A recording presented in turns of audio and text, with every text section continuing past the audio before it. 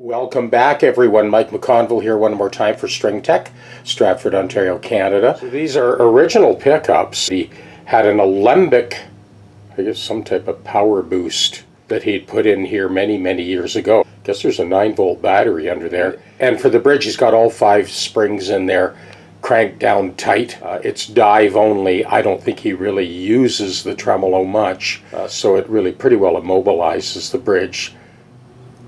In pretty remarkable shape, 1959. I had a 59 Tele myself for years and years.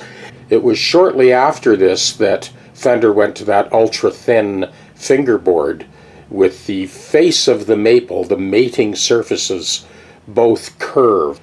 The face of the maple that received the rosewood had a convex radius, and the rosewood itself had a concave radius to match. There are a lot of positive arguments in favor of that style of building, and it's one of the reasons that those early 60s Strats are very desirable. By curving the face of the maple, you are increasing the inherent stiffness of the neck. And I've worked on quite a few of those guitars, and I have noticed they definitely have a lot of sustain and a different voice than the fingerboards with the flat maple surface. Anyways, just a side note.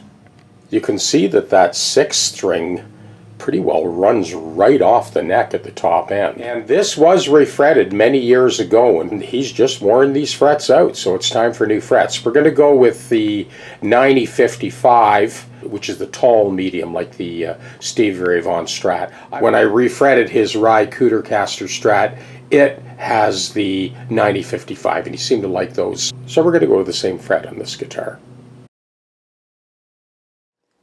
Well, after cleaning up some paint from the inside corner of that body socket that receives the neck, now for the first time in 65 years, the string alignment is perfect. And I have to admit that I get a little suspicious when I see a big wide fret. I don't know if there was any damage when those original frets were removed, but we're going to find out right now. It's always best to supply a little bit of heat here. We don't know at this point if these were glued in or not. So if there is any adhesive, this will take care of it. Well, that's looking good. It's a huge relief to see that.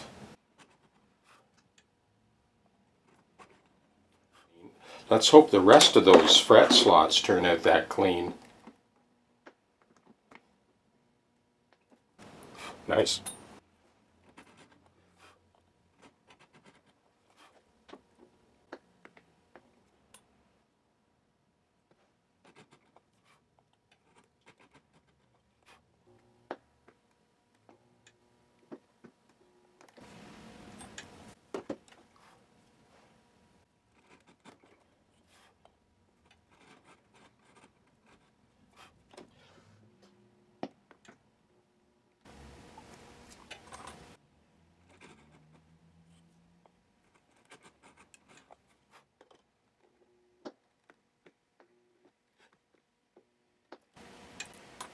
There was definitely some type of adhesive used.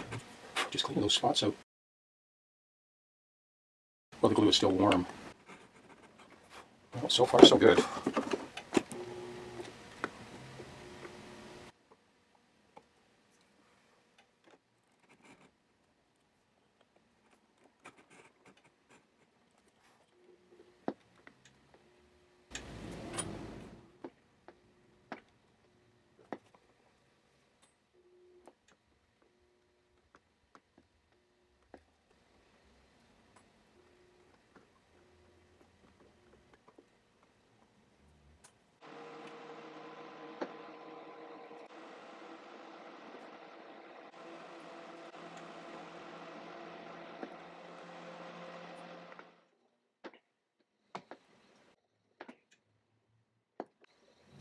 A big sigh of relief.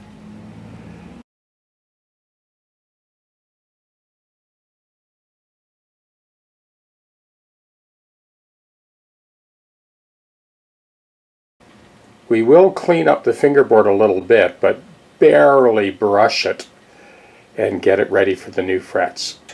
We're just going to barely brush this fingerboard to get rid of the puckering on either side of the saw kerf.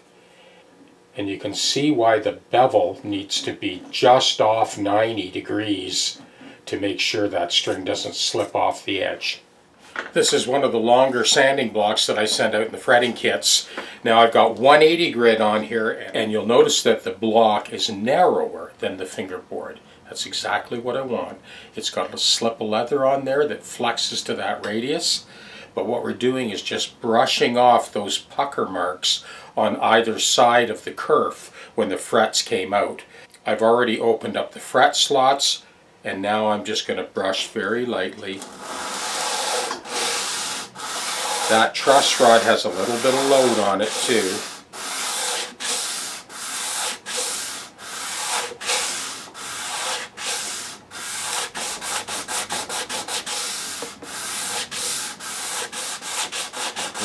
Little tiny bit of discrepancy at that top end where that square block is received into the body socket. Other than that, the neck on this thing is phenomenal. Ooh man, you can smell the Brazilian rosewood.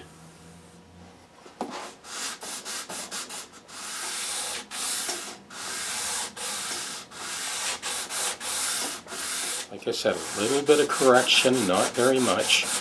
Up here.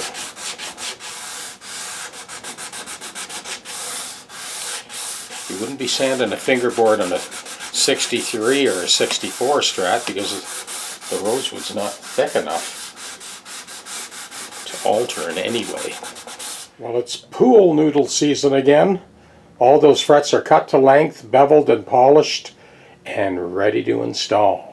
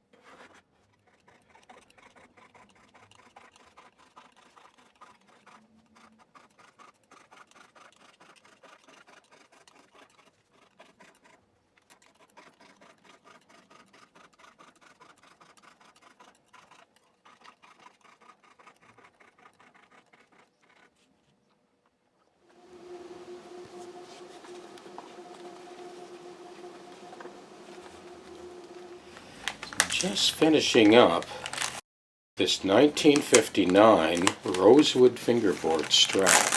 You know, the customer seems to think that it's not the original finish, but if you look up in the history books, the very first Stratocaster in the UK was Hank Marvin from the Shadows, and they were made in Fiesta Red. Maybe someone out there has other thoughts on this, but I think this is the original finish. Certainly looks like Fiesta Red to me. A few other interesting facts about this era and this year in particular. The pickups are all original. There was a 5-way switch installed at one point, and the volume pot was swapped out for a CTS pot at some point as well. So when you look at the butt end, you see there's no date stamp, no rubber stamp with black ink. I was not surprised to see this because my main guitar for years and years and years was a 59 Tele, also with a rosewood fingerboard, April 59. And that 59 Tele, all it had in blue grease pencil was 04/59, and that was it. So I wasn't surprised when I took the neck off and saw no stamp. That's the way they did it back then. I'm not too sure exactly what month and what year they started stamping with a rubber ink stamp in black letters, but it wasn't 1959, that's for sure. One more thing about this. If you look at the 63-64 Strats, you'll see that the actual mating surface of the maple has a convex curvature, and the fingerboard has a concave curvature to match, and the fingerboard itself is ultra thin. But this is a slab fingerboard. It's just a slab of rosewood with the radius on top and flat on the bottom. So it was in the early 60s they switched over to that ultra thin fingerboard, not 1959. So I'm delighted with the refret, and the new frets are in. We've got a compensated nut, of course, and we're ready to put this back together and bring it in and take it for a test drive. When I initially checked the truss rod and backed it off, the actual nut itself was rusted to the threads of the truss rod. So I backed it off, kept on turning. The threaded block at the other end had let go and the rod was pulling out. So I ended up just pulling it out about this far, putting a drop of oil around that rust, and then grabbing the rod with some leather-lined pliers and loosening the nut off completely. Then I soaked the threads in oil, threaded the nut back on, pushed it back in, and luckily it caught those threads at the other end. So I didn't have to go pulling the whole thing apart. So a happy ending to that story. So now for the first time in 65 years, this truss rod is 100% adjustable. I had scraped off some paint buildup on the inside corner of that socket, and that was enough to get these strings to line up. The first time in 65 years those strings are aligned. So another thing that's pretty interesting about this, 1959, they had already done a compound radius, 7 1/4 to 9 1/2. You know, there's all this hoopla about the new compound radius, or relatively new. Well, it's been around since 1959. One more thing. The bridge, the actual machining on these threads is silky smooth to turn back and forth, up and down. The screws are not protruding past the saddles. They had it all figured out back then in 1959. Even the tremolo system. In my opinion, I don't think there was ever an improvement on this. 6 fasteners on the leading edge. This is dive only, so it is decked against the top of the body. It's the original 1959 Fiesta Red, made famous by Hank Marvin, one of the very first Stratocasters in the UK. There is so many details that they got right way back then. Now it plays fantastic.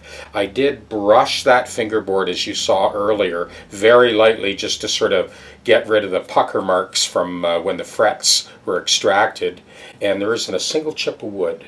The original Brazilian rosewood is mint. Let's go plug this in. Let's bring you into the tuner. Okay, we'll quickly go through our tuning test.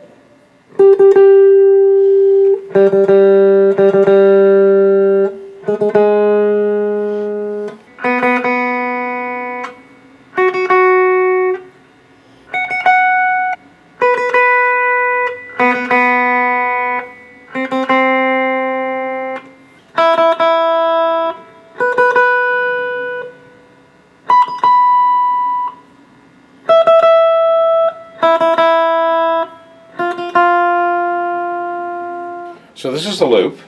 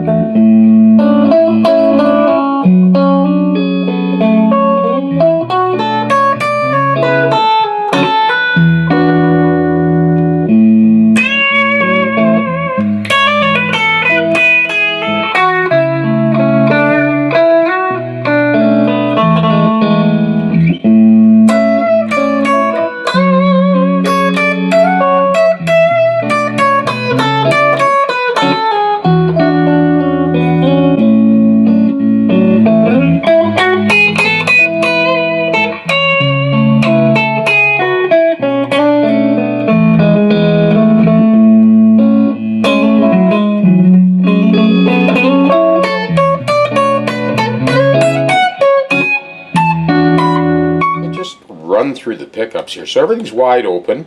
This is just the neck pickup.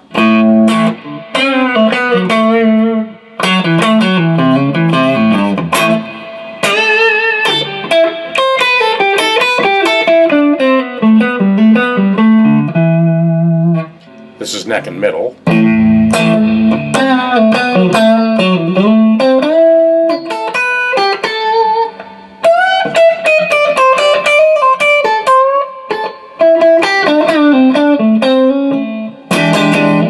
So this is just the middle.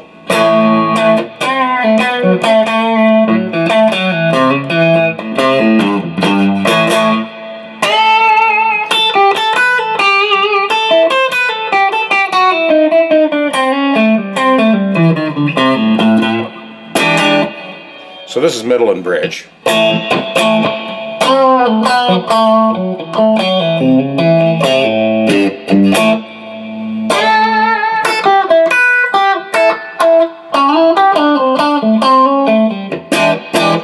And this is just straight bridge.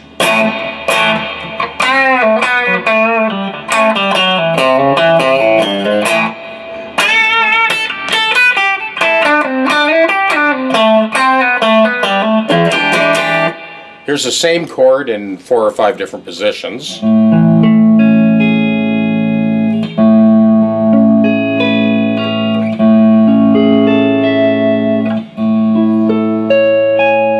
So that was just the neck pickup.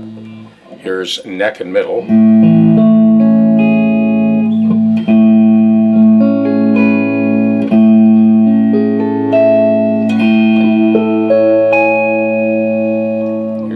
Here's middle and bridge.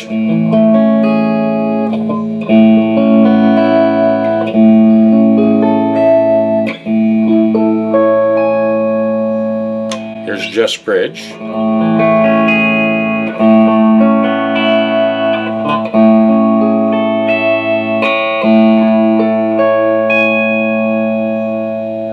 So I'll let you hear this alembic preamp that was put in, I don't know how many years ago.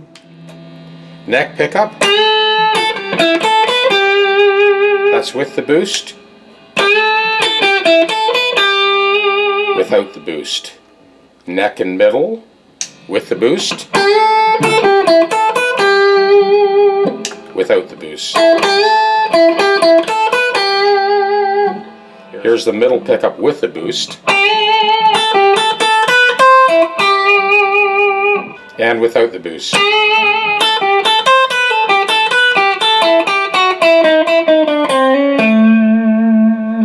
Here's the middle and bridge with the boost.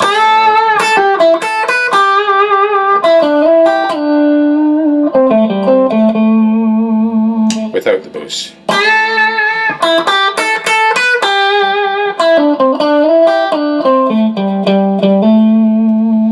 And bridge pickup with the boost.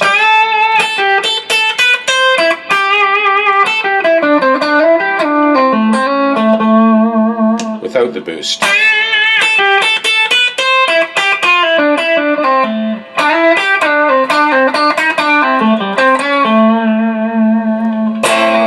So I know with my own 59 Tele for years, that's what I did. I shared that string tree between the B string and then the G to get that tension at the nut. This is what's left of the decal. I'll just turn it around. Now you can see that these are, I believe they're Goto. I don't see a name on them. They're not the original ones, but they turn very smoothly.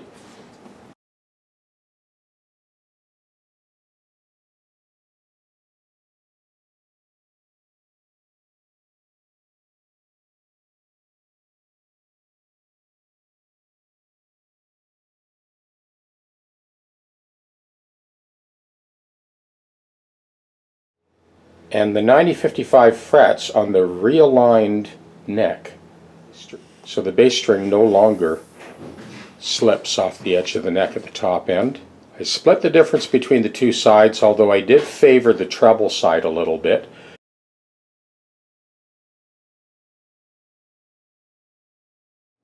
And now with that truss rod fixed, the neck is completely adjustable.